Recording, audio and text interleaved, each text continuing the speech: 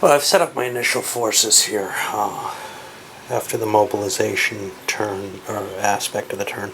And I realized I screwed up last turn by giving, not using Pelagius as the initiative generating value. So the Crusaders, the Christians, should not have had initiative because Pelagius was the highest ranked leader, not the Sultan of Rome. I don't think it had a huge influence on play, but it may have had a little bit. Anyway, what we see is the Ayyubids trying to build up a defense where the Christians have remained strong with their placement here. I think the Christians still have the advantage up there as long as Pelagius has, who's here, John of Bream? Yeah. In his stack, he's got the ability to move a decent sized force. Now, if John defects, which I believe there's a card that removes him from this whole situation, well, it becomes a lot more tricky.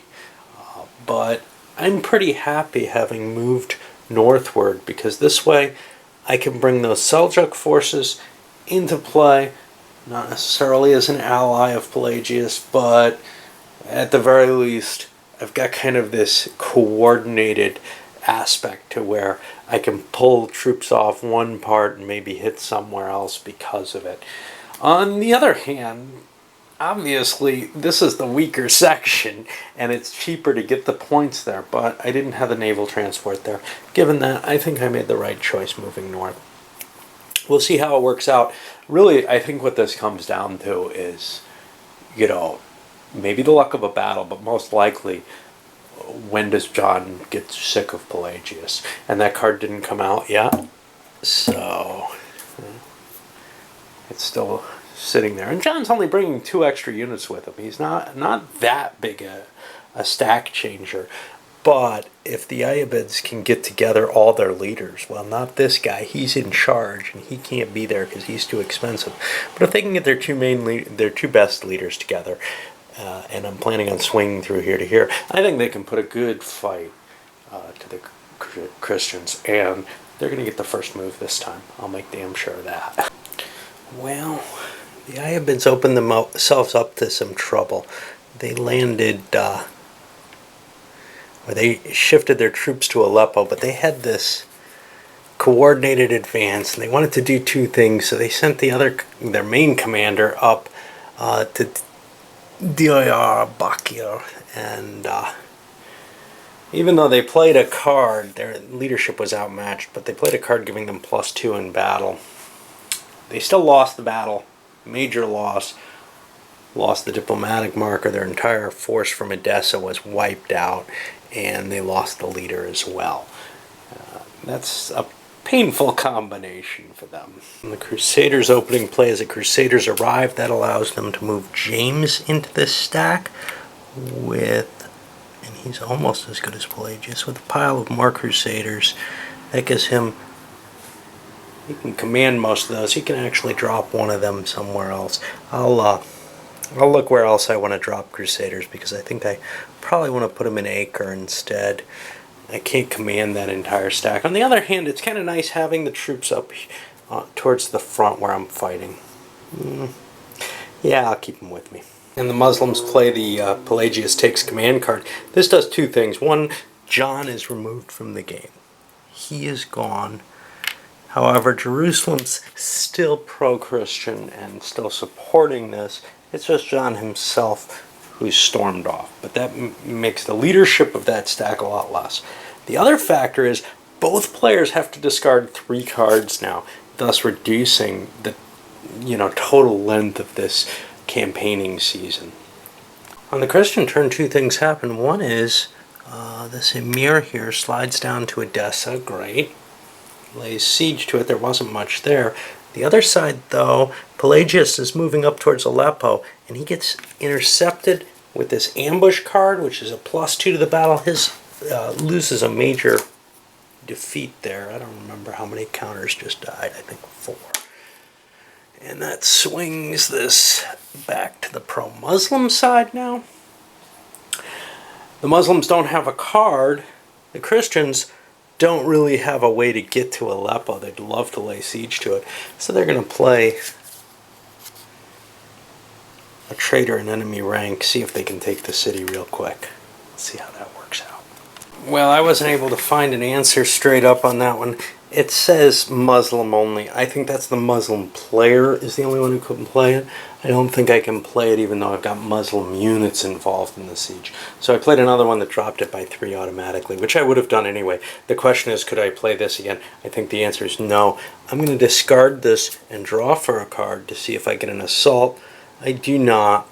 I'm going to make my assault. It's at low odds. But this was the only way I could get forward. The other choice would have been to pull more troops through and then roll. But this is a low odds attack. We're basically both at the 1 to 2 table. And the Christians are only a +1. The Muslims are a +2. So the Muslims get an 8. They do 1 hit. The Christians only get a 6. That's 1 hit. But 1 hit's enough for them to take Edessa because there's only 1 step there. Even though the Muslims actually 8. Yeah, it's just 1 hit. So the Abbasids go. Seljuks will go. And Edessa's fallen. That's 3 more victory points that have swung hands.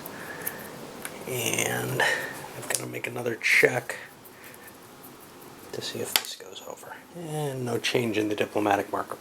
Now I get to demobilize stuff. And that's the end of turn 2. We pushed up to turn 3. I'll put the markers there.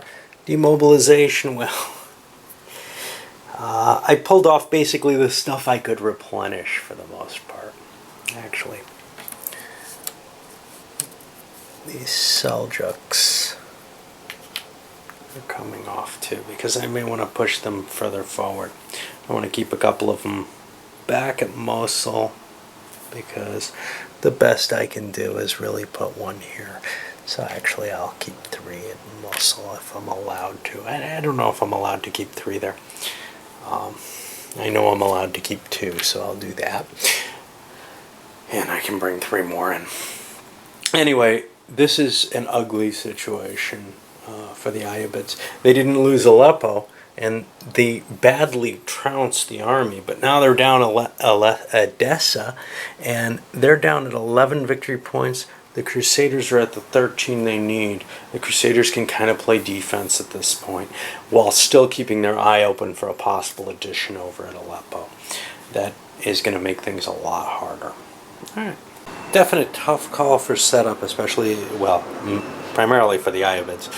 The Christians didn't have much to do, just pile everything on here that they could get there, which is the Templars, the Hospitallers, 1 Jerusalem unit because there's a castle there. And that's to continue their attack forward.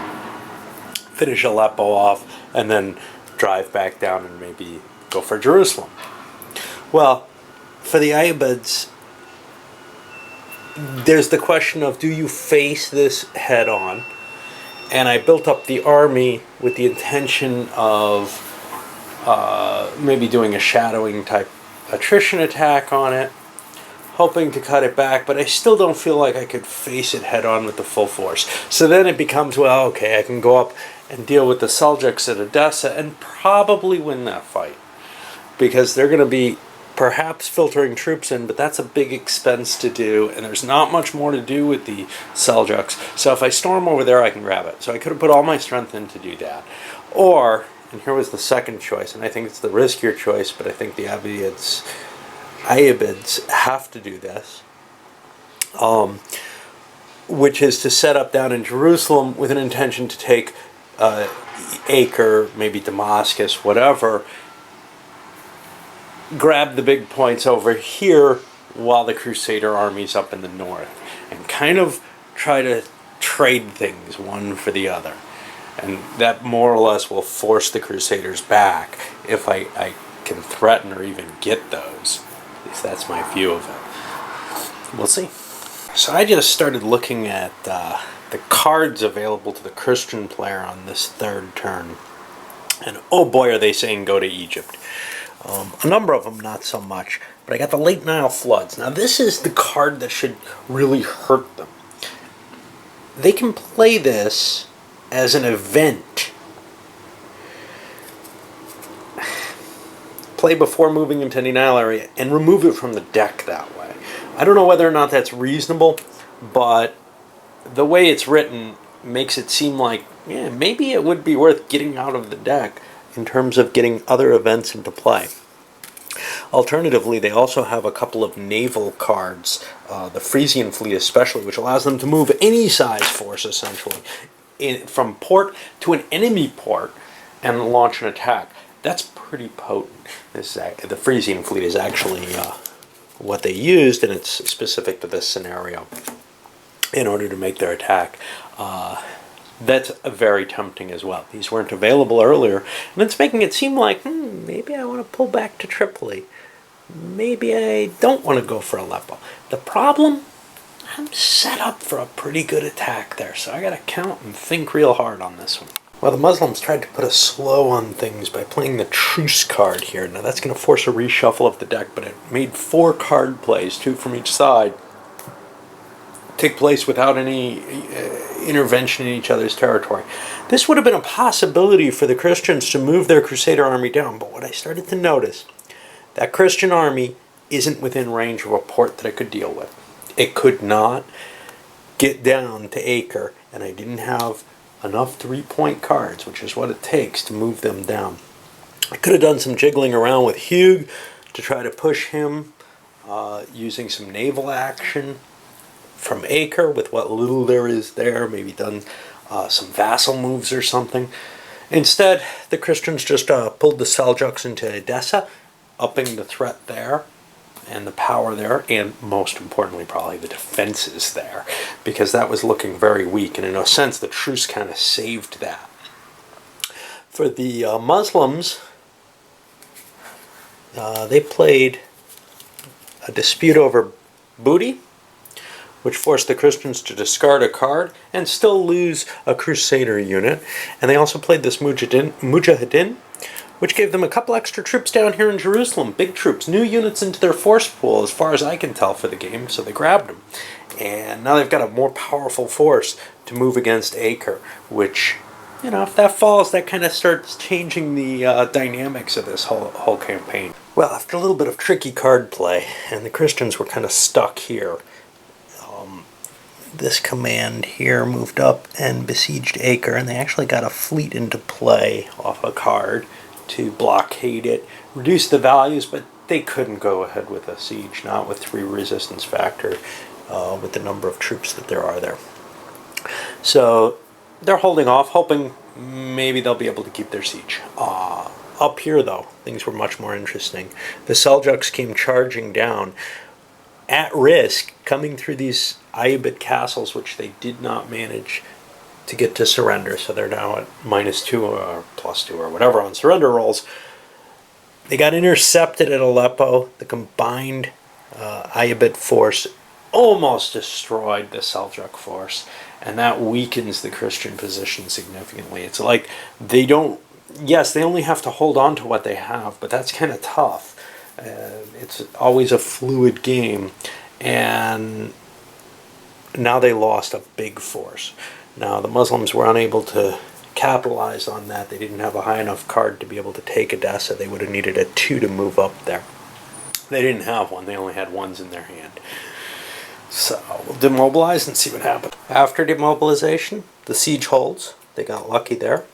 Elsewhere, pretty much as it was. A little bit of reduction in some forces, at Aleppo or even on the siege.